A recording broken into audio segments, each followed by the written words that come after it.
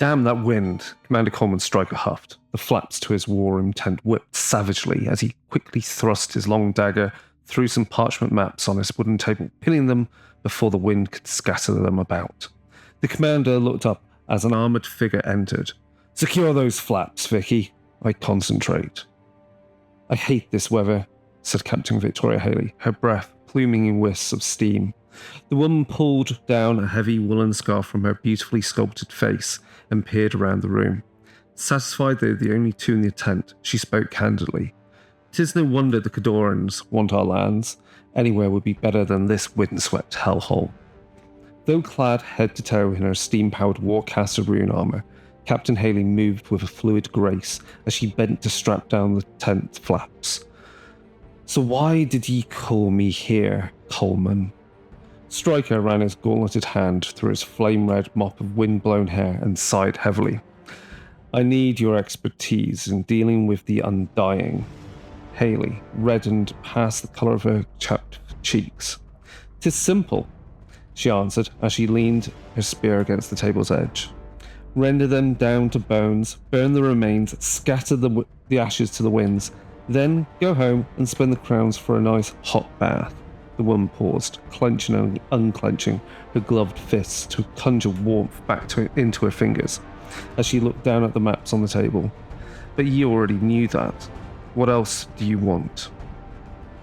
"It seems Lord Turok's making a move. His eyes are set on the Ordic coast. One of his iron lichers has all but laid a total siege to try and conquer Berk, and is already marching undead forces down the coast looking toward Cardova." "That's not far from Five Fingers." Haley's eyes went wide with realization. "King Leto's there meeting with Baird II over in Morrow." She straightened out Stryker's maps with her hands and leaned over the table, looking at the rough-drawn marks of army advances and the like. Haley ran a gloved finger along a blue line that marked her own forces' approach, pausing to move her attention to a dark brown splotch in the section of Ord nearby the X of the war camp. "'Tis a lich," Stryker explained. "What's this then?" She pointed at the red dotted line coming up from the Blue Sands coast from the south. "My garrison. We were stationed at Cyril. Came as soon as I heard." Captain Haley cocked her angled brow. "If you didn't come from the north, and your path obviously didn't bring you in contact with the shards, how do you know all this isn't just a Khadoran trick, or some Menite ploy?" Commander Stryker smiled and whistled. "A reliable source." The rear flap of the tent came halfway open, and Stryker watched as Captain Haley's expression stiffened. "Good morning, me old muckers." A well-known gobber approached the table, grinning at both the warcasters. He was wrapped tightly in a thick woolen cowl, clasped with a gaudy gemstone set in the knuckle rivet of a warjack. A menagerie of trinkets from the countless strange and wonderful places he claimed to have visited jingled and clattered from where they hung from his pockets, or suspended from various bandolier belts slung over each shoulder. In addition, the gobber wore an overlarge Cygnar long coat that dragged the ground, and a peculiar, short-brimmed black hat that he referred to as a bowler. "Long time no see, Captain?" "Reinhold," Captain Haley growled the name, her eyes hardening on Stryker as he fought laughter. The gobber walked over and stood between the two warcasters, putting his hands on their backs like they were old friends. "So I was bodging for this old troll and Upper Ord, a few spans north of the Rohana, when the big boat needed me to go pick up some gubbins for the project, and that's when I seen them. Dirty bone bags, rows and rows. I was knowing me old friend King Leto wouldn't know what to do, so I..." The gobber continued telling this lengthy tale on how he met up with Commander Stryker, but the two Cygnarans walked over to the other side of the table, having their own conversation above the gobber's droning. "You trust the word of this gobber?" asked Captain Haley. "He never steered us wrong before. Anyway, even if he were wrong, with what harm would it do? If there's no invasion force, we'll call it a holiday." "What?" Haley's features hardened. "Coleman, we're bloody soldiers. We're not allowed the luxury of normal lives, especially holidays." "And that is how I got Commander Stryker here, to save him." Reinhold finished his winding story and nodded his mottled grey-green head in punctuation. As if his nod was some kind of divine signal, the tent shook from a massive impact nearby. The gobber was thrown to the ground, yelping in his native tongue, and both the warcasters clutched the edge of the table to steady themselves. A brief moment later, another explosion showered the outside of the tent wall with chunks of rocky soil. Cannons? Cryx doesn't have cannons of that caliber on land, Captain Haley hissed as her vortex spear leapt into her hand. In one smooth motion, she twirled her weapon and stepped out into the cold through the new opening she'd created in the tent wall. Stryker lowered his goggles over his eyes and checked his scabbard for his blade and rushed out behind her. Reinhold kicked his feet, straightened his wide-brimmed hat, and jogged up behind them. Outside it was chaos. 2 craters smouldered nearby Commander Stryker's tent, the smoke disappearing instantly in the bitter wind. Soldiers and squires clambered out their tents in various states of disarray. The 2 warcasters ran amidst their troops toward the half-dozen warjacks that suddenly lifted their mechanical heads in response to their approach. Faceplate grills and eye slots lit up a flickering orange, and the heartfires began churning within their furnaces. The metal giants stomped into formations the warcasters mentally assigned them to, as a soldier in a thick, fur-lined, hooded coat jogged up to meet them. "Who in the bloody hell is shelling us?" Captain Haley demanded of the scout. "Mercenaries, Captain. Lots of them. I don't recognize the standard, but I counted no less than 4 Khadoran warjacks. Look like juggernauts." The scout pointed to the dark shapes in the wood's edge. "They've also got one of our old..." He was cut off as an explosion ripped apart a loosely grouped unit of long gunners nearby. "One of our old cannons! How did the buggers get so close?" "That no longer matters," Commander Stryker said. "Captain, prepare to engage." That is just the introduction to Ashes, which is the first bit of flavor text story, short story, within Warmachine Prime. So back in 2003. So Warmachine, I've explained, is this war game where you have these magic arcane users known as warcasters or warlocks, who are able to control, in the case of warcasters, they're controlling things called warjacks, which are these automata fashioned, created using alchemical metals and so forth and steam power to create, so they're automatas that respond to the arcane senses, awareness, and powers of warcasters. So the warcasters extend their senses into the warjacks to control them and to further empower them. Warjacks can be commanded by other people as per normal. They're called jack marshals, but their command of them is much more rudimentary. In a similar manner, warlocks can command war beasts, so they extend their magical control into these creatures from the wilderness, and in the process of also controlling them and taming them and bending their minds to their will, they also unlocked further powers within the war beast, these innate animus powers, which the war beast is able to use, but also the warlock is able to tap into and uses their own magic as well. And those 2 things are really the crux of the setting. These mystical commanders that are then able to command these large fighters, we'll call them, made of metal or made of flesh and blood. And then you've got various other troops with them and magic users and so forth. But let's get into the setting in more depth, because I've gone over why I like playing the game, the rules, we've looked at how the app operates, we've looked at various things, and I have done short video format of introductions to many of the factions in the current edition of the game. But I think it'd be good to look at the core setting, like where are we, what's going on, who's who, and start at the beginning and then try and cover a little bit of the prehistory of the setting, and then move through the previous editions until we get to the modern setting. And that way, that should catch you up with all of what's going on. We're getting to some of the minutiae of these details in other videos where we cover, in particular, certain characters. So we can go over them, why they're very interesting characters.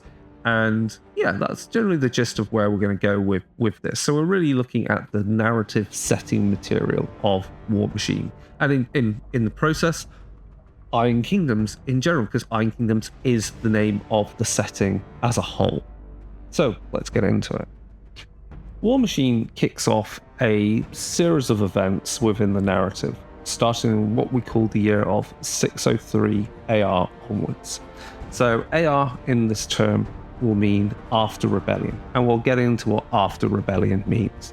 Just know it is 603 years since that.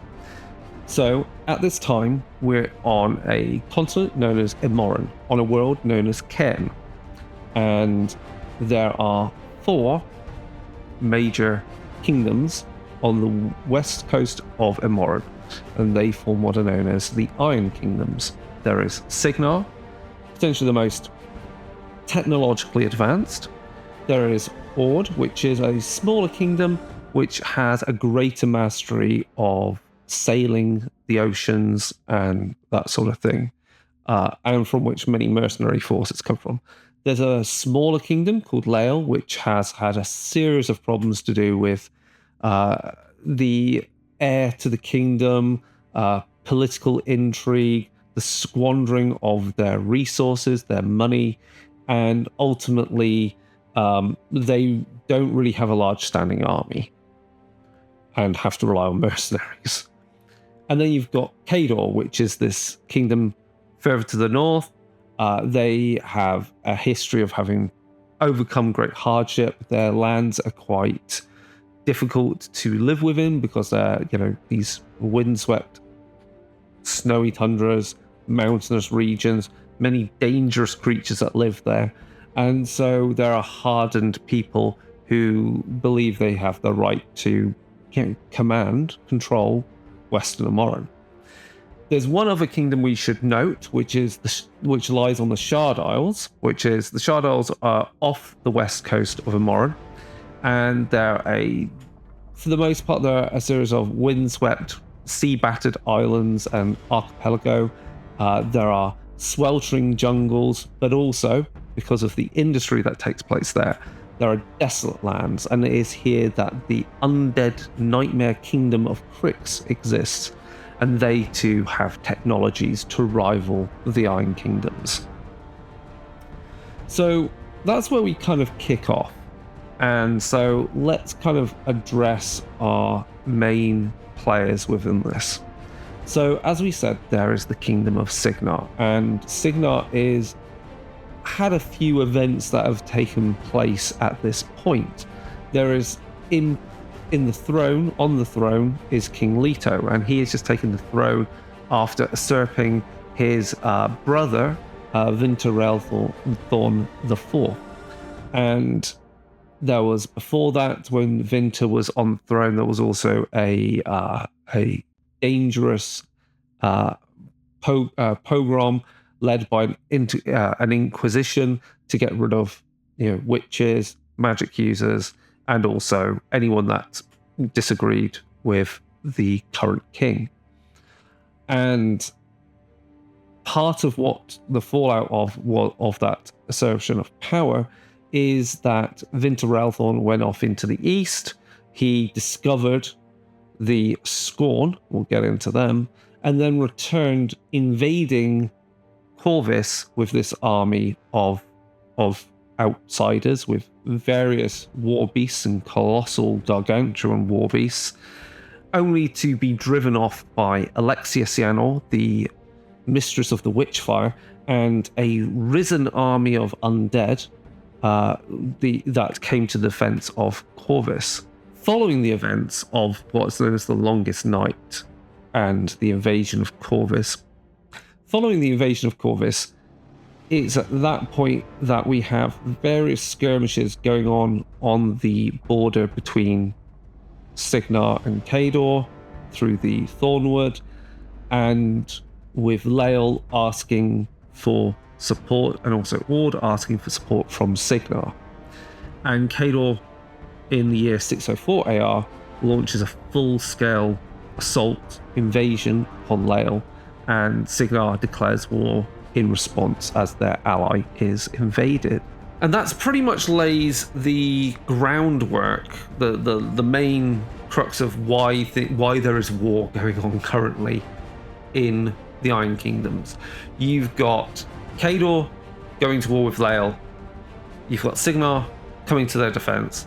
Meanwhile, you've got incursions by Cryxian forces, and they are setting up these necrofactorums, these factories in the old Orgoth tombs that riddle the lands of West of the Morn, especially under the Thornwood.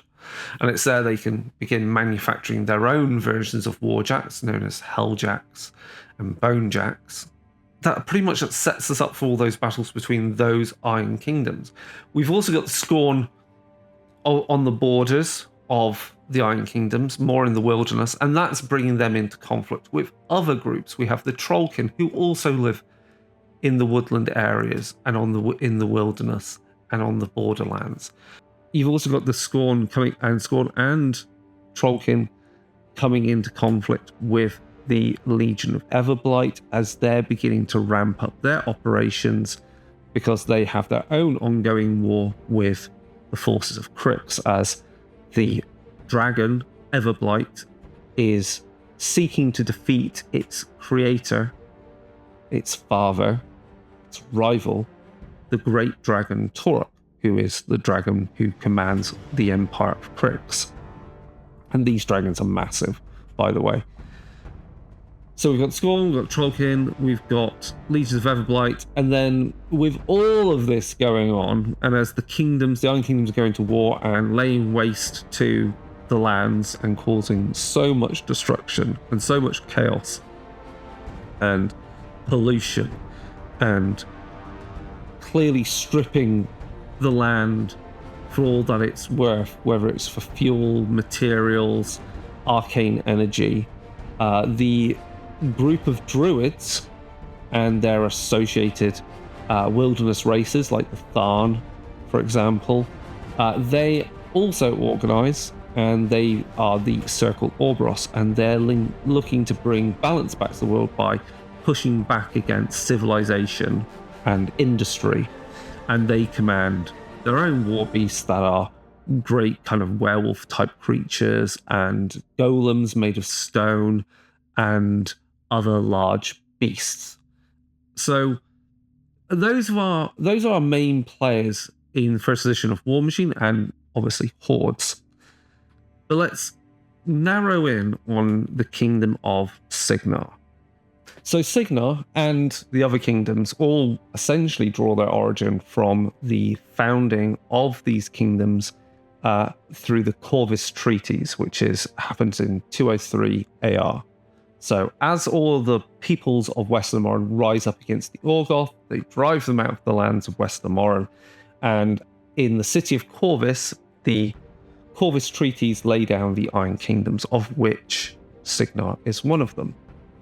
Cygnar, like many of the other kingdoms, are founded with the Corvus Treaties in the year 203 AR. So as the Orgoth had been driven out, as the people had risen up using their colossals, their war machines, their automata, and of course the gift of magic which they had gained, they are able to remove these invaders, these demonic worshipping invaders, and Cygnar was formed with its capital being Caspia. Caspia had been a city that had not been taken by the Orgoth.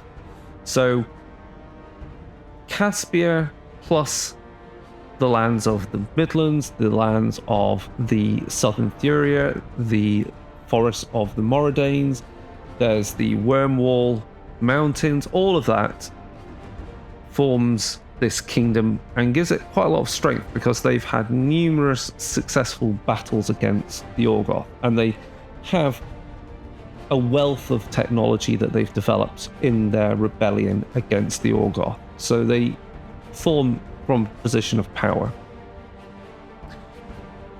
They also form a royal family selected from the nobility who had fought against the Orgoth. And the first king was Benowick of the Caspian House of Govant. So for many years, Cygnar rebuilds. It rebuilds the broken cities, the lands, the farmlands that had been salted by the Orgoth as they had left.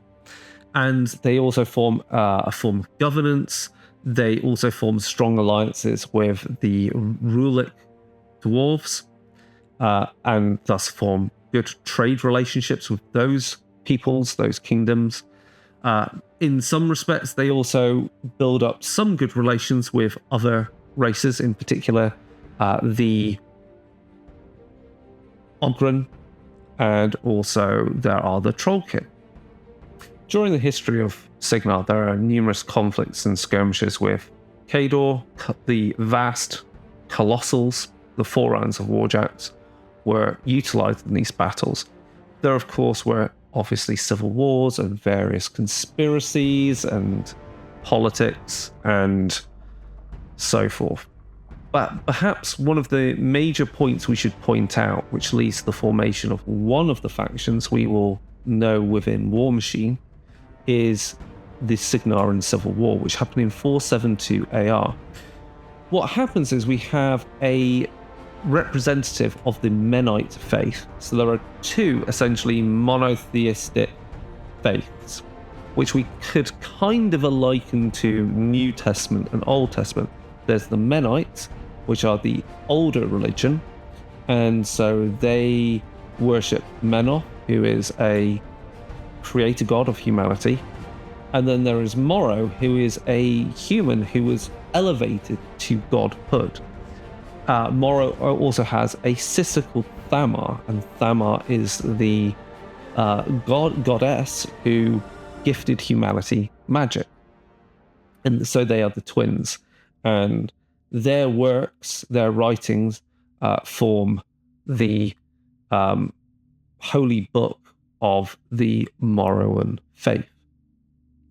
So what happens in 47AR is that a representative of the Menite faith, Visigoth Sulon, essentially starts teaching and leading people to come to the temples in the holy city of Eastern Caspia. So Caspia, the capital of Cygnar, is divided in two by the Black River. And so people are flocking to the eastern side of this city. Matters take a dramatic turn then in 482 AR when the Hierarch and his followers, so Hierarch Sulon, who'd now been elevated from Visigoth Sulon, they seize the entire eastern half of the city, and so becomes, you have this civil war, which is also a religious war in nature. This civil war ends with the death of Hierarch Sulon.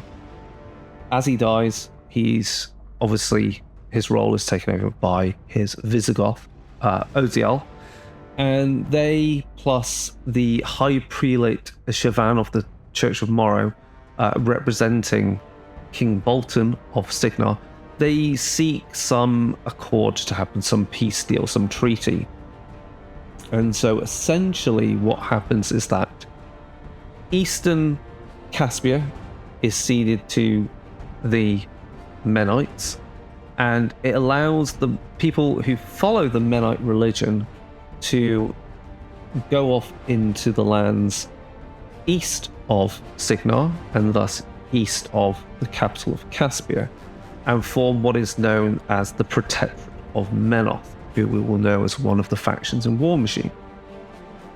So hostilities end.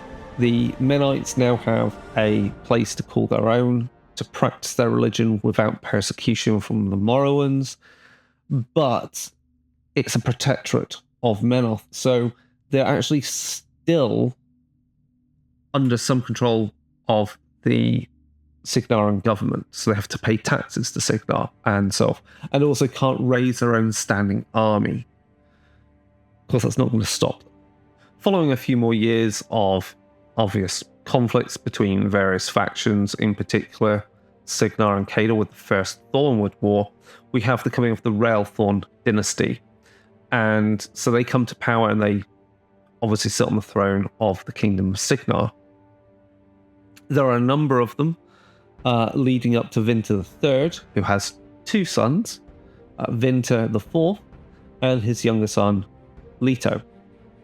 Vinter IV is seen as having had a harsh upbringing, but while their father, both Leto and Vinter's father, Vinter III, was considered to be a man with a stone heart, Vinter IV was considered a despot and had a hatred of religious faith. So not only despised the religion of Menoth and Menites, also despised the Cygnar Church of Morrow.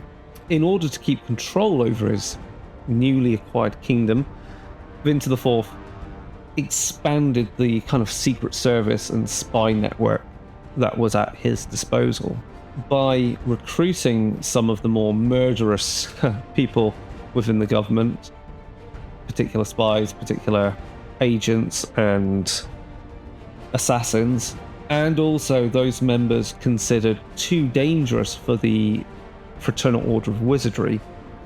Vinter Relthorn IV formed his Inquisition, who were initially set out to, as I say, to stop, witchcraft and unlawful sorcery, but was leveraged for control of other forms. This Inquisition clearly came into conflict with the Church of Morrow, who already had a division, an order to combat witchcraft and infernalism and the likes, known as the Order of Illumination. So now we've got these two groups, though one, while honestly tasked with dealing with the dark arts, the other under the guise of being a Inquisition acting at the benefit of keeping people safe from witchcraft, was actually operating for other purposes for King Vinter IV. Despite public outcry against this Inquisition, which would be important to a plot point we'll see soon, these Inquisitors and the work they do, any public response to Relthorn's oppressive control of his kingdom with the Inquisition was quelled thanks to the incursions of the Empire of Cryx as they raided the coastline with their monstrosities. Despite Relthorn's rather oppressive control of his kingdom, he was, for all his ills, a good commander, and he led his armies and repelled the Cryxian invaders. And that's essentially what brought him at least some degree of respect from his people who he had under his heel with the help of his Inquisition. All good things come to an end. Relatively good things come to an end.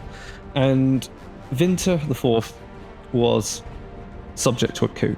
His younger brother, Leto, conflicted as he was, could see that his brother's oppression of the Cygnaran people with the Inquisition was appalling and had to be stopped. We already know one victim of the Inquisition, and that would be Alexios mother and a coven of witches who, though witches, were not evil. They had good intentions and had been executed using a weapon of Orgloth construction known as the Witchfire. We'll come back to that when we get into who Alexios is. Needless to say, that sets up the events of the Witchfire trilogy and leads us to Alexia being a anti-hero who repels the invasion of the Scorn led by Vinter years later. Leto, having gathered people who were also having doubts about Vinter IV's command, kingship of Cygnar, recruited himself a number of other worried people within the government.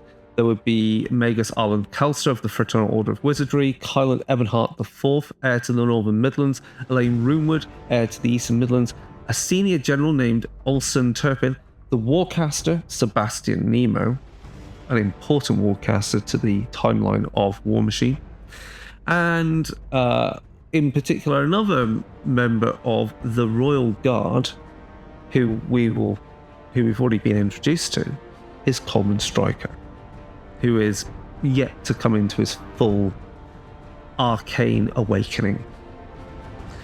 With these and others, Leto led a battle through Castle Railthorn and essentially was then able to face his brother.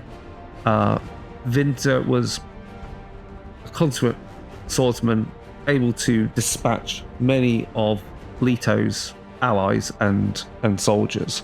During a bloody battle, a sword fight, a duel between Vinter IV and Leto, Leto was almost mortally wounded were it not for the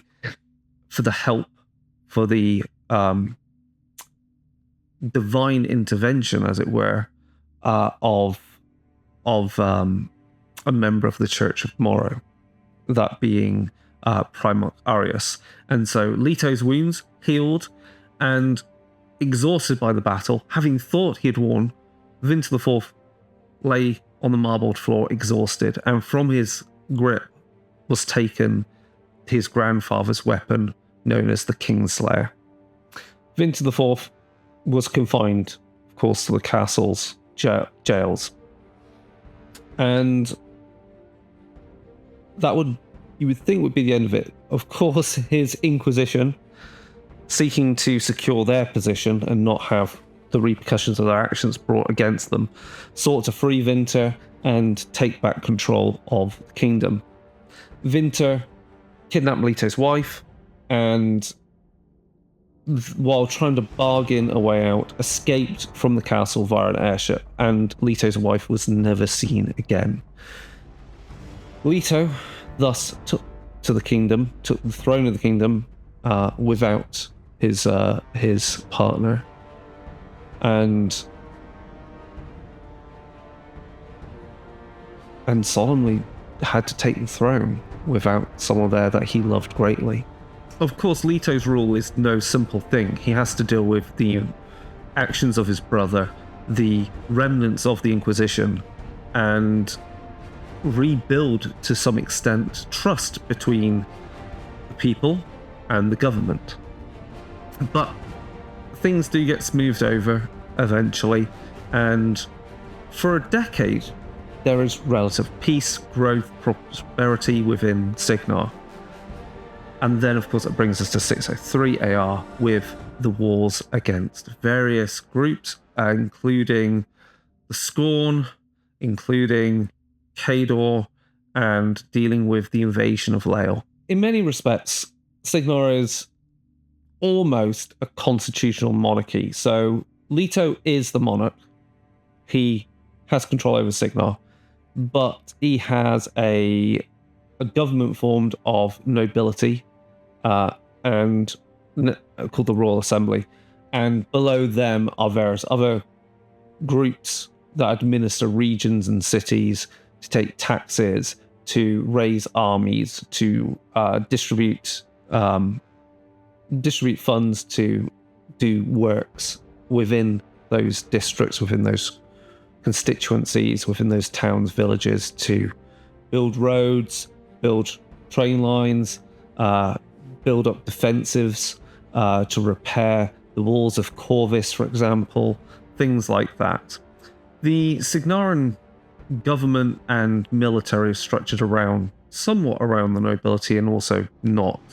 So in centuries past, the vast amount of armoured forces would be drawn from those armed groups that nobles and barons would raise from their lands.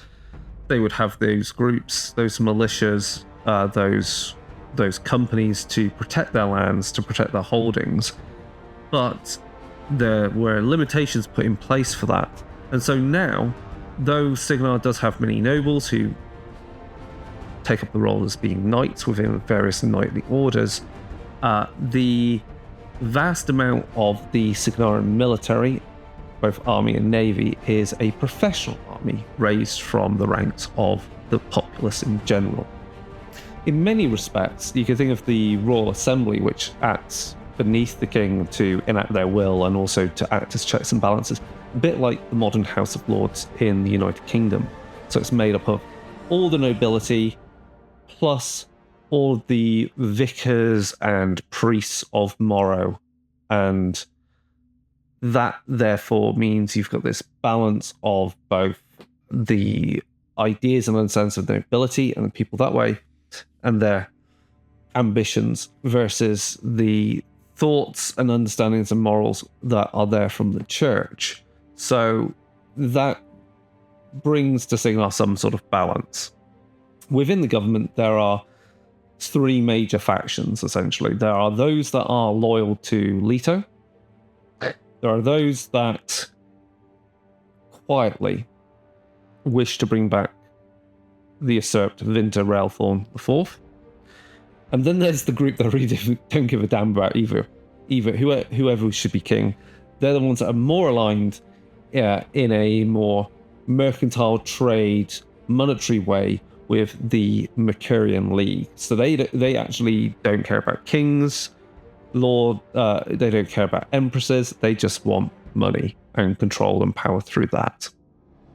Of all the kingdoms then, Cygnar is the one which we could more easily identify with if we are Western Europeans and and also Anglosphere, I guess would be the best way to put it. Their governance feels more like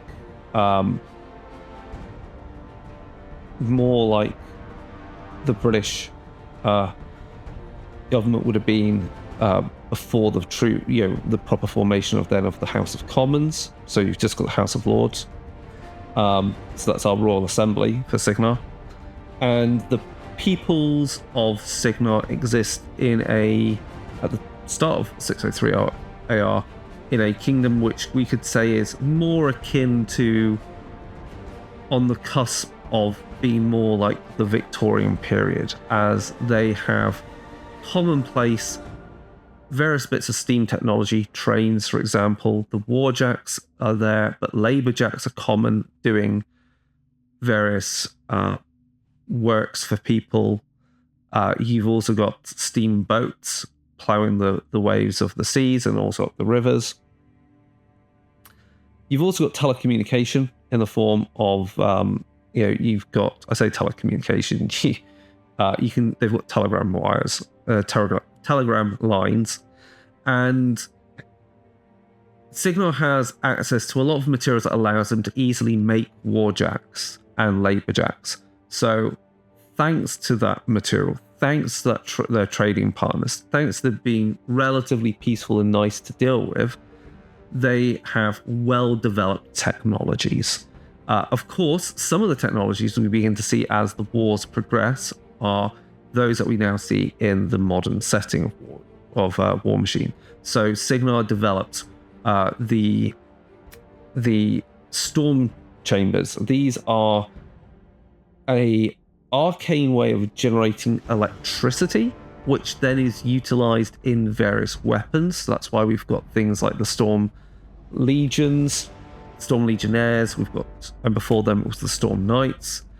We also see these storm chambers used in Warcaster armor, and we of course see them used in warjacks. Initially it was only a few warjacks in the early era of the game, but now we see within the Storm Legion itself for Warmachine MK4, we see warjacks utilizing that technology a lot. Now, that's not to say it's an easy technology to use. This is why we see with the Gravediggers they utilize more traditional warjack technology built around coal and steam, as it's easier to maintain, easier to repair, especially if you're doing quick battlefield repairs. So that's where we're up to with Cygnar, and I guess there's some questions there you can have. Is Leto a good king? Is he making the right choices? Should he be king? Was it right to assert Vinter Railthorn IV? Considering you could say that for all his ills, he was a good commander and warrior, that he was able to lead his armies against Cryx and likely could have led the armies against Khador and perhaps the invasion of Llael could have gone a very different way. We also have within this history, of course, some of the origin of Coleman Stryker as he works his way up through the ranks of the military. We have Sebastian Nemo also there making early influences upon the king, and so supporting that, and so that gives him the support to develop the storm chambers and that sort of technology. We've also established within Cygnar that while there is the main Church of Morrow, Mennonite faith is accepted to a certain extent unless you're zealots of that faith, in which case you are left to scratch out a living in the deserts in the Protectorate of Menoth. There are other cults, other religions. So there is the Thamorite faith, which is less of a faith, more of a understanding and workings, as they see the goddess Thamar as laying out a path which is about self-empowerment, as opposed to what the Church of Morrow is like, which is collective empowerment. And of course, Cygnar has its conflicts with Khador, and things are coming to a head with the invasion of Llael, which will then spill over into the Thornwood, which of course is where forces of Cryx have already set up shop, as it were. So Khador, where is this land? It is north of Cygnar, north of the Thornwood Forest, and between Cygnar and Khador is also the Kingdom of Ord. So Khador is predominantly a northern climate, if we would say so. It is colder, it is a harsher climate. Many pinewood forests lie in some areas. There are mountains, there are tundras, there are the cold, savage seas along its coastline. And so that breeds a hardy people, or peoples, because Khador again is made up of various different ethnic groups that have existed before the invasion of the Orgoth, and so were brought together as a singular kingdom with the Iron Kingdoms treaties in Corvus. Now, despite the signing of these treaties, it wasn't great. Khador and its representatives, in particular, Makaros the Oathmaker, who was descended from blood lineages of the rulers of the Khadoran Empire that preceded Khador and had been obliterated by the Orgoth invaders. They saw the dividing lines between the kingdoms as unfair. The divisions between where Llael was and Khador and Cygnar and Ord had been based upon the kind of districts that had been set up by the Orgoth to administer their occupied lands. So Khador were pissed. They saw lands that they felt were part of the old Khadoran Empire had now been given to Llael. And same with Ord. The Thornwood Forest, all of it had been ceded to Cygnar. But they just did not have the military strength at the time to reply to these infractions. So Khador was weakened by their rebellion against the Orgoth. And while the Southern Kingdoms and Llael had advanced technologically and mystically, especially with the development of the Colossals, Khador was left unable to make a reply, as it were. And so many of their sons and daughters had gone south to find better futures, brighter futures, working in these industries. But they did return. They were brought back into the fold, and with them came this knowledge. And some of that knowledge was also stolen.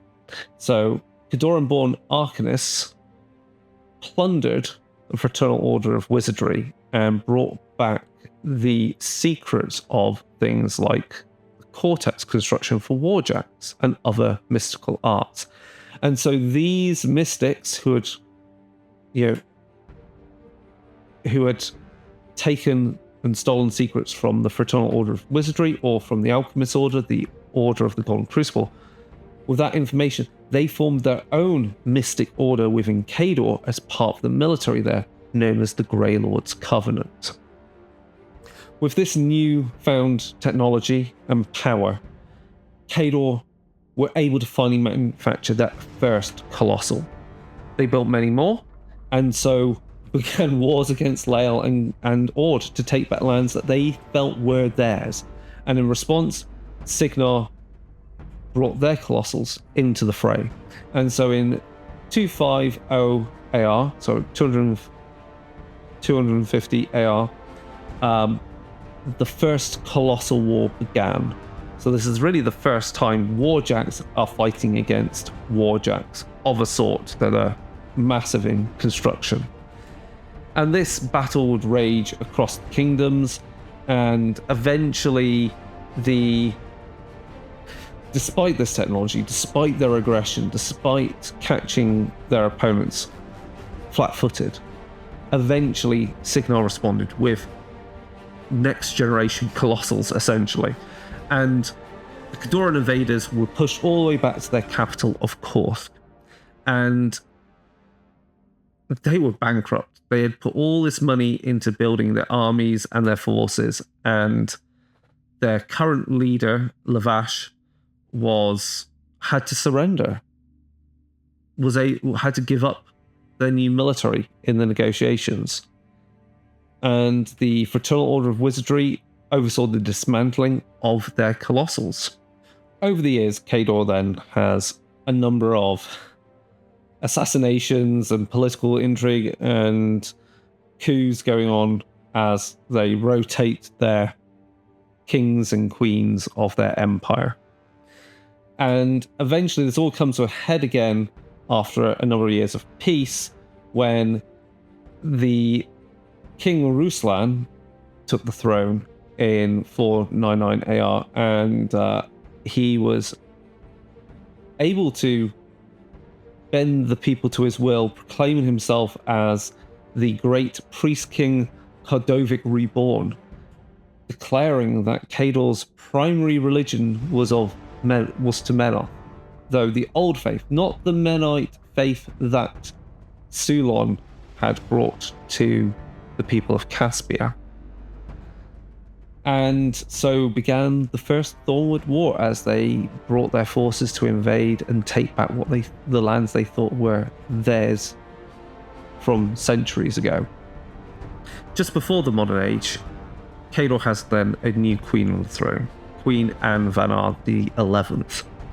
She was crowned in 587 AR, and initially it was suspected that she would be simply a puppet for her vizier, though she proved to be strong and quite exacting. She would not allow any traitors in her midst, so far as even exonerating Ursus Zoctavia.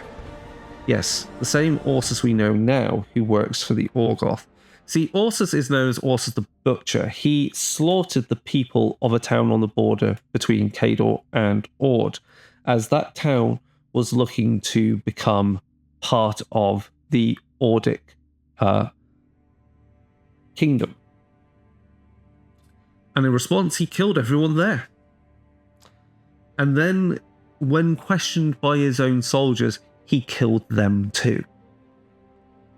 But rather than being executed, she exonerated him to use as a tool in her own machinations to take over more lands within the Iron Kingdom and Westermoran.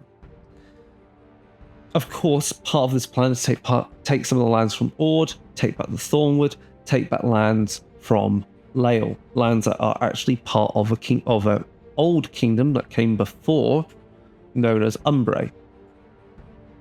For this, they've now trained up conscripts that make up the Winter Guard, and all of this is led by the military genius of Gervalt Irisk, Commandant Gervalt Irisk. It's under his watch that the Queen then also brings together the military forces under one singular command known as the High Command. And this brings us then to 604 AR, when she gave the order for the Khadoran armies to invade Llael. All of this having been orchestrated and planned with meticulous detail by Commandant Irisk. Agents, under the direction of her vizier, had already infiltrated the Llaelese government, sowing dissent, sowing suspicion and distrust. And this all came to a head when Llael's last king died in 595 AR. So this whole destabilization of Llael, their king dead, a prime minister who became their pawn was brought into power. And as Llael's coffers were drained and they could not draw even their own forces, let alone mercenaries, Llael was ready for the taking, were it not for Cygnar also being an ally seeking to defend the kingdoms. Where Cygnar could be seen as being a bit more democratic, I guess, then Khador is not. Khador is a centralized government, all under control of their queen, who now has declared herself as empress after the successful invasion of Llael and annexation of some of those lands. So beneath her are a number of vassal great princes who operate her behest and rule and control various lands and provinces. So beneath the queen, or empress in this case, we have the great vizier, who, if the monarch has not come of the majority age of 18, the vizier takes charge of the kingdom of Khador, succeeding that power, in theory, to the monarch once they come of age. So the vizier is the one who does much more of the day-to-day work on behalf of the empress or monarchy in our question of Khador. Much of the power of the vizier and his own ministry, whole arm of the government that has grown up over the years, is to administer the purpose of the vizier and his ministry, which has grown in power over the centuries, is to administrate the various provinces that make up Khador. So that's also to distribute funds, take in taxes, and raise armies and conscripts, as well as laying down the law of the lands and protecting the people from various threats and also punishing crimes. These provinces, known as the Volozkaya, are controlled by the great princes. So back before the coming of the Orgoth, these princedoms, these provinces, were actually kingdoms in their own right that had sworn loyalty and fealty to the Khadoran Empire. So there's a lot of complexity there about these various bloodlines and who has rights to take the throne in the case of when there is no obvious heir to the Khadoran Empire and to Khador.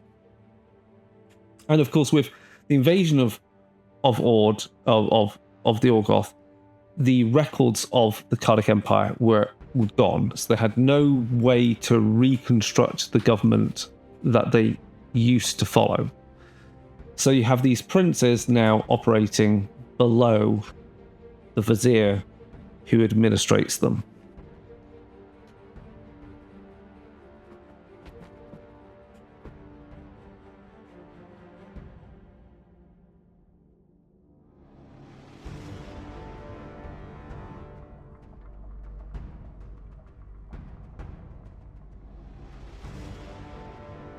Rather than having some royal assembly, these princes instead operate both as administrators for their relevant provinces, but also have military ranks.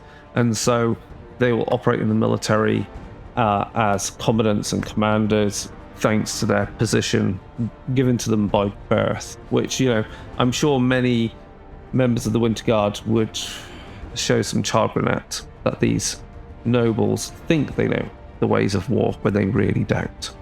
Beneath the princes, then there are other nobles. There are counts, vicomtesses, viscounts, and posdeniks, and they operate at the behest of their princes. And again, they have smaller regions of land to administer and to raise armies from, and to raise taxes from. But there is more than just that. There's also the Kayazi. These are commoners that have grown influential through wealth. They operate, I guess the best way to describe, they operate a certain amount of organized crime as well. So they act as another arm of control of the people, but they are not of noble bloodlines and of noble birth. So while they have the money and they have the influence, they are kind of a nouveau riche compared to the princes and vicomtes. However, despite all of these noble classes, they really have not much power. There is no need for them to gather to vote on things like a royal assembly would. The Queen, the Empress, has full power, and through her vizier, that power is enacted. The nobles are just part of the furniture, as it were, part of the dressing. And the court is, in that case, has little or no influence over how the kingdom is run as a whole. Now, while in Cygnar, there are numerous laws that protect both the nobility and also commoners, and so if you are charged with a crime, you have a right to a trial by your peers. Khador doesn't really have that, so Khador follows a more antiquated form of governance, and commoners basically don't possess many rights at all.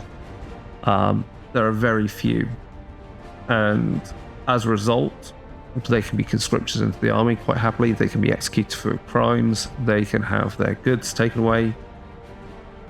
They literally have nothing. In some respects, what laws are enacted are at the behest of the princes and those beneath them who enjoy rights within Khador. They have rights as nobility, and so they set the law locally within their lands. There are, of course, certain restrictions and laws they have to follow and edicts from the Empress, but otherwise it's up to them to, manage their people.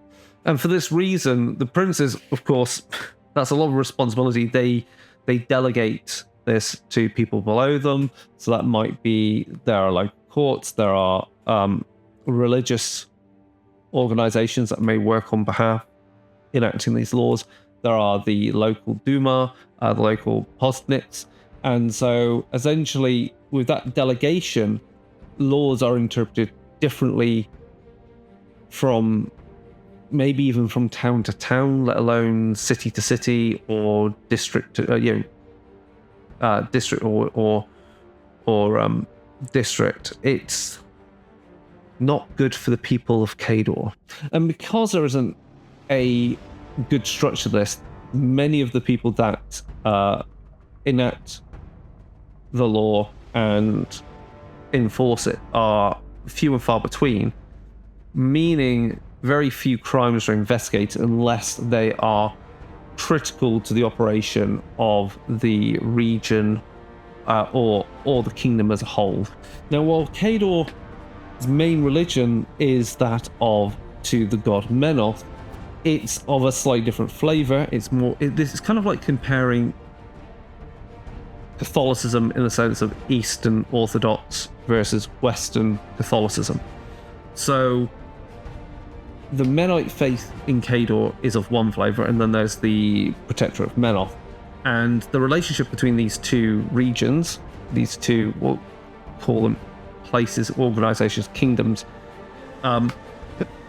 the Empire of Khador had initially some sympathies for the Protectorate of Menoth. However, that all soured when the Harbinger of Menoth declared that the peoples, the Menite people of Khador, should come as pilgrims and stay in the Protectorate of Menoth. And of course, that did not sit well with the Khadoran military and the Khadoran government, who essentially saw this as the Menite faith asking people to betray their kingdom. And so since then, Khador has halted all aid or and all sympathies and all help to the Protector of Menoth. I mean, sure, they're a useful ally for destabilizing Cygnar and Llael, but there are limits. The founding of Llael is a conflicted one. You had the claims of those who wanted to reform the previous Khadoran Empire, and so that involved taking the lands of Umbrae. But then Umbrae is a land that is built up of both Umbrians and the Rin, and the Rin are a group of people who played an important role in the rebellion against the Orgoth. The Rin helped with the alchemical technologies that brought about firearms, which ultimately brought about warjacks. And so Llael was formed along the old borders that the Orgoth had laid out. So over the years since its founding, during the Corvus Treaties, Llael existed relatively peacefully, staying out of the way of Khadoran and Cygnar, who were vying against each other. And Llael had the benefit that it also had in its back pocket the Order of the Golden Crucible, who were based in their kingdom, who generated vast amounts of wealth and therefore vast amounts of taxes as they sold blasting powder and other goods of military purpose to the Khadorans and to Cygnar. So Llael had the best of both worlds with that. That made them incredibly rich, which meant they could buy mercenaries for their own armies, which also meant a detriment to their standing army, which would slowly crumble away. This all comes to a head in 482 AR, when Llael, who had benefited from Cygnar's support, had lost those forces to help them against Khadoran, as Cygnar was in the throes of its own civil war. So, with that as the backdrop, the then King Artis IV anticipated the Khadoran forces would invade. And so much of that wealth that Llael had sat on was put into hiring mercenaries, and it drained the coffers. Khadoran too also was draining its pool of money. And this war, because it was vastly mercenaries versus mercenaries, became known as the Coin War. And eventually, as the war ended, Llael was bankrupt. They were lucky though, because Cygnar, having finished its civil war, was ready to help their old ally once again. This really then sets up the decline of the kingdom, and through the 590s, many of their disputes with the Council of Nobles and assassinations of leaders, deaths of leaders, this all basically ends with King Rillard's death and having no defined succession for the Kingdom of Llael. With that power vacuum, Archduke Deir Glabrin of the Southron emerged as the victor and secured peace amongst their nobles, and as the Minister of the Treasury, Glabrin had the support of the council and the government as a whole, and so took charge. However, he's basically working at the behest of Khadoran. With Glabrin in charge, corruption was hoped to end, but instead worsened, and any hopes that the nobility had that there were going to be greater fortunes for the kingdom in future were dashed, and so began the Khadoran invasion of Llael. So Ord is our last kingdom out of what are the Iron Kingdoms, before we talk about two remaining factions. Ord is born from the Corvus Treaties as well, like the other kingdoms, and is the last one of our Iron Kingdoms. It was formed from the Thurian and Tordor kingdoms that existed before the invasion of the Orgoth. It has a coastline along Western Amoran, and it also shares a border with Cygnar to the south, which runs along the Dragon's Tongue River. Before the invasion of Orgoth, the kingdoms of Todoran and also Thuria, they commanded many great ships, and they rivaled those of Khadoran, they rivaled those of Cygnar, and the mightiest force was the Durgan fleet of Tordor, and that ploughed the waves of the Meridius and was unrivaled.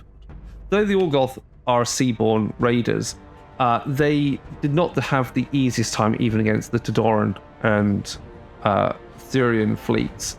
And the Khadarans achieved a number of victories against the Orgoth, but it would not last. And eventually the lands were taken over by the Orgoth, and in response to the threat presented by the Khadoran fleets, the Orgoth ensured that all their ports were razed, and all their shipwrights, anyone that was capable of fashioning ships for war, were slaughtered, buried alive. And in fact, the people of what would now be Ord were prevented from even fashioning boats that could do more than just fishing. Perhaps one of the most important events that occurred within what would be the borders of modern Ord is that a young Thurian girl, Madruva Dagra, in the year 137 BR, was the first human to manifest magic thanks to Thamar's gift of magic. And this essentially begins the rebellion against the Orgoth as humans learn the gift of magic, combine that with technology to repel these demonic worshipping invaders.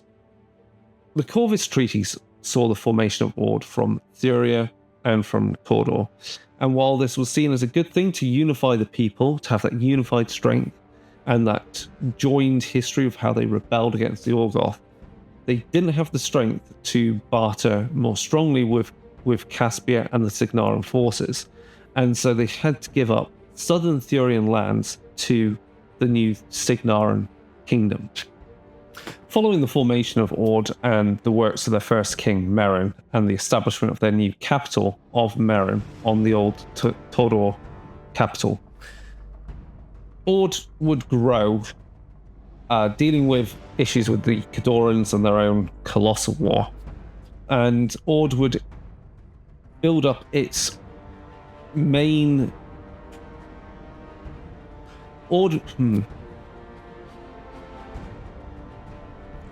Following the formation of Ord and the works of their first king, Merrin, and the establishment of their new capital of Merrin, there was the problems with the Khadorans and the Colossal War, where they were repelled eventually by the works of Cygnar. The Ordic nation grew in influence with respect to its navy, having built up new powerful ports along coastline. In particular, we have the city of Berk, and we have the other city of Five Fingers, which is a notorious pirate city in the modern age. Some of this influence and power brought Ord into conflict with Cygnar wanting to take the city of Five Fingers as its own. Over the years, of course, there were many other conflicts between Cawdor and Cygnar, and Ord looked on, watching, ensuring that it didn't encroach into their territories and impact their interests and mercantile trade. Again, there would be some conflicts with Cawdor, such as the Battle of the Broken Sword, where despite Cawdor's advanced warjacks, Ord was able to get some victories against this invading force, and this occurred in the years of 300 AR and early 301 AR. Ord would be riven by numerous other internal conflicts between rival houses, such as the Matthew dynasty, the Cathor dynasty. All these noble houses and royal bloodlines would come into conflict. And this would all then essentially lead to further strife for the kingdom, while it's remained neutral between the conflicts of Cawdor and Cygnar. Within recent years, keeping that neutrality has worked to Ord's benefit. They have been able to provide mercenary forces to Cygnar in their battles against Cawdor, while also supporting both Cawdor and Cygnar in their repulsion of invaders from the Shard Islands, namely the Cryxian forces. Ord, of course, would, by coming into conflict with Cryx, realize that their own military forces were outdated. And despite having relatively good relations with Cygnar, Cygnar would only give them outdated warjack chassis to use for their own military. This changed with the coming of King Leto, who saw the benefit of making sure that Ord was well armed in order to A, prevent the incursion of Khador, and B, to prevent the incursions of the Cryxian armies.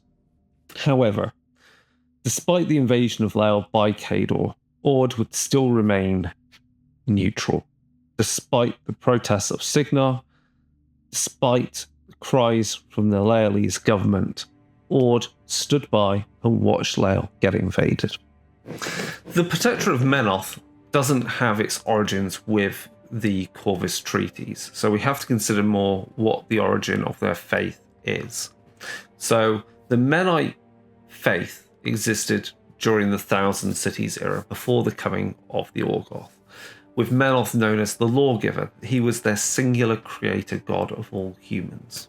It would be Menoth who would, having seen the toil and strife of early humans, put aside his conflict briefly with the Devourer Worm, and looking upon the humans, gave them the gifts of Menoth. This would be the flame, the wall, the sheath, and the law. So these are essentially the gifts of the flame is about how to drive back the darkness with fire, and allows them to understand how to create and forge weapons. The wall is about masonry and engineering and creating structures and temples. The sheath is about, of course, domestication and agriculture, and obviously farming. While the law is about how to manage your people so that things are honest, truthful. This faith of the Menite humans would often bring them into conflict with other humans who didn't follow Menoth, and also what were known as the Mulgar. The Mulgar are tribes of peoples such as Trollkin and other wilderness peoples, and they followed the wilderness gods such as the Devourer Worm or Duana, and this conflict we have then is between civilization and, in some respects, natural law. It would be the works of one of these Menites, a priest king, who would help establish, these priest kings would establish the early cities, some known as Thrace, Maud, and Calasir. And Priest King Valant would establish these fortifications against these Mulgar tribes. And Priest King Gollivant is one who stood against a horde of these barbarians who threatened the people within the city of Thrace and repelled them. And during these early years, way before the invasion of the Orgoth, eventually humanity had pushed away these savage hordes that they would consider savage hordes and claim lands for themselves.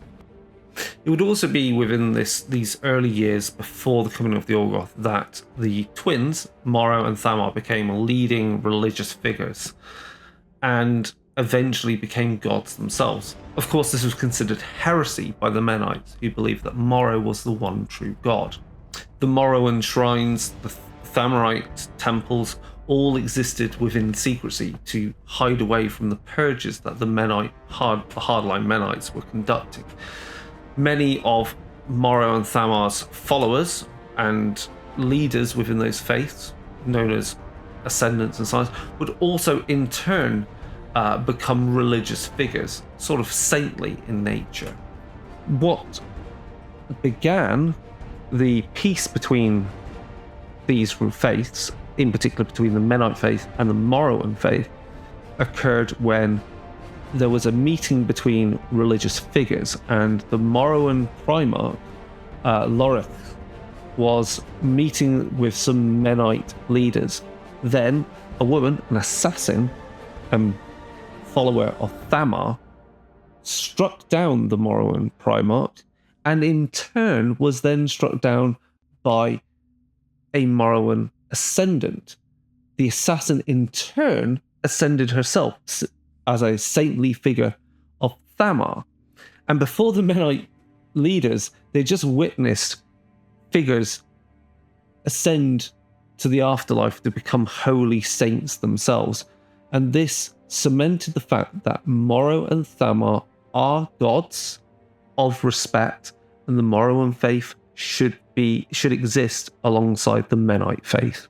Essentially, the Morrowans were accepted by the Menites under the idea that it was Menoth who had allowed Morrow to become a god. And the reason for this is that Morrow is to shepherd people and to hold at bay the teachings of his dark sister Thamar. It would be the invasion of the Orgoth, though, that would see a change in the balance of power, as Menites lost faith in Menoth, who they thought had abandoned them. Menite priests saw the Orgoth invasion as a sign of people having lost faith. Either way, the Orgoth invasion led to the swelling of the ranks of people within the Morrowan and Thamarite faiths as they left the Menite faith. It would also then be Thamar's gift of magic, which was instigated by her and her brother Morrow, as a way of reinforcing those faiths and bringing more to the flock, and cementing the Morrowan faith within the people. Over the centuries since the Corvus Treaties, there would be various conflicts between the Morrowan faith and the Menite faith within how they had different rights within government, especially within the Cygnar government, which oversaw, there would be conflicts between which order would have the right to see the crowning of the next monarch. And this all comes ahead, as we said, with Visigoth Sulon's call for Menites to come to eastern Caspia, and which culminates with that civil war within Cygnar and the formation of the Protectorate of Menoth. Despite the lands given over to the Menite faith, which would then become known as the Protectorate, and with eastern Caspia being renamed as the city of Sul in honour of Sulon, the Menites saw this as a test from Menoth. Out in those desert, sunbaked lands, they would find hope, they would find faith, and it would reward them. Despite not having a standing army, the Protectorate still had a means to create some defensive formations, and secretly made their own warjacks using stolen Cygnaran technology. They would slowly expand the borders of their Protectorate, and that would include taking lands that were claimed by the Idrians and their city of Immer. It would be with the coming of Hierarch Garrick Voil that the Protectorate comes into its modern form. Having defeated his rivals after the previous Hierarch had died, he moved the capital of the Protectorate from Sul to Immer, and with many workers built the city to be a true temple to Menoth. All of this great work, all of this building of cities, stealing experts and technology to make their own warjacks, to train those cursed with the gift of magic to become warcasters, expanding their borders, bringing new people into the fold. All of this is part of Voil's plan for a grand crusade to bring the Menite religion to the unfaithful. And this all really comes ahead when a young woman emerges amongst the Protectorate as the harbinger of Menoth. She embodies this god's will. It would be her prophecies that made her a focal point for the people of the Protectorate of Menoth. And Voil saw her as a great tool because she foresaw the fall of Llael to Khador. And this would inspire Voil to lead their armies on a great crusade, with her visions signposting the way. The final kingdom we're going to talk about, which is kind of part of the Iron Kingdoms, but not, much like the Protectorate of Menoth, is the Nightmare Empire of Cryx. So this kingdom exists on the Shard Isles off the coast of Western Moran, and is ruled over by a grand dragon known as Torok. He is the creator of the other dragons, he also is able to create and empower people with necromancy. He can breathe it into people. He's not quite a god. He's something slightly other. So Torok originally made his progeny, including Everblight, and then they rebelled against him, and so he took to the islands of what would be the Shard Isles, and there made them his home. He also looked upon the pirate lords of the islands and turned those into his first Lich Lords.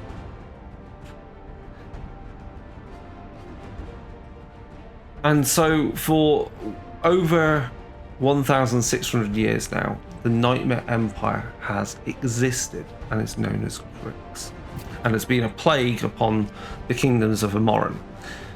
Of course, Torok's plans to build his forces to enact his revenge on his progeny get diverted, get complicated, thanks to the invasion of the Orgoth. Now, Torok was fine with this initially. He allowed them to take over a small island to the north of the Shard Isles and to build a fortress there that would become known as Drer Draculum. But the Orgoth went too far. They turned on the Nightmare Empire and tried to invade it. And for the first time in centuries, Torok took to the air and incinerated the Orgoth fleet. And then, over the period of time when the Orgoth were in charge of the lands of West Amoran, Torok would send in spies. He wanted to know about their mystic arts. He wanted to know about their ways of constructing their vast black galleons. He wanted to know their technologies and magics for manipulating souls. And using that information combined with the necromantic arts is how Torok and his Lich Lords are able to create the technologies of necrotech. You see, it would be So Torok took the magics of the Orgoth, their soul manipulation magics, and necromancy, and then, thanks to spies, would also steal the technology behind Cortex creation, utilised in the formation of Colossals, would then go on to make Warjacks, from the new Iron Kingdoms, and combine that to create their Bone and Helljacks. Of course, they utilise a slightly different fuel. Rather than relying on coal, they rely on necrotite, which is mined from places where there's been mass burials or places of large amounts of death, such as battlefields that have taken place between the Iron Alliance and the Orgoth, and where the Orgoth have obviously slaughtered in their thousands people and just buried them in mass graves. Within modern times, the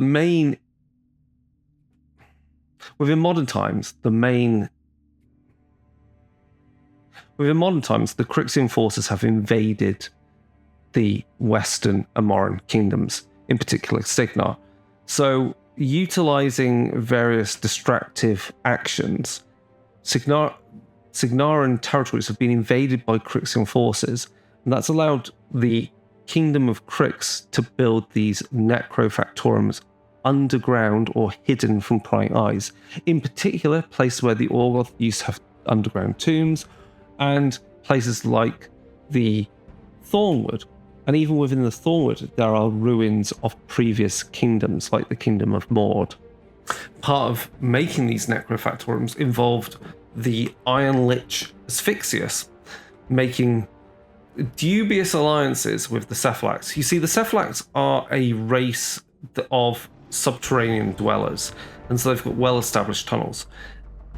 And so within those tunnels, and using those tunnels, Asphyxius would be able to move supplies unseen by the Iron Kingdoms.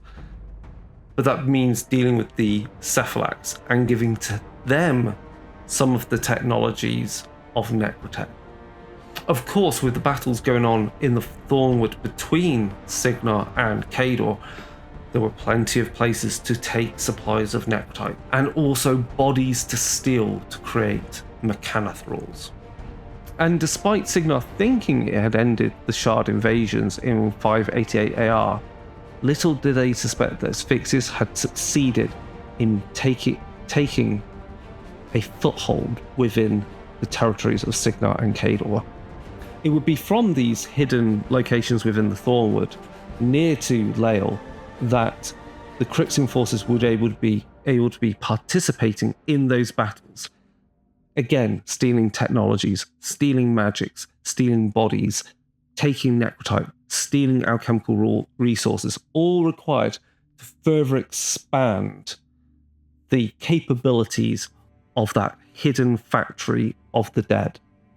And with that, we've covered briefly, in covering some of this history, the backgrounds of where we are up to with the setting of Warmachine, at least covering staging and laying out the start of first edition of Warmachine.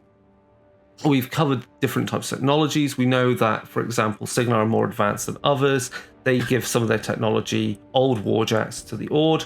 Khadoran has its own designs. Their designs are less advanced than Cygnar and so rely more on brute force and strength rather than trying to use clever technologies like voltaics that Cygnar uses.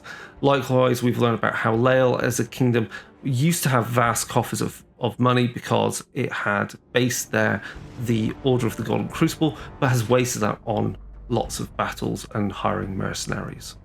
So with that, we've established where we're up to at the start of Warmachine. We'll then look at where we get up to with the second edition as the invasion of Llael continues and the Menites begin their Great Crusade. We'll also look at the factions that make up the Horde's factions.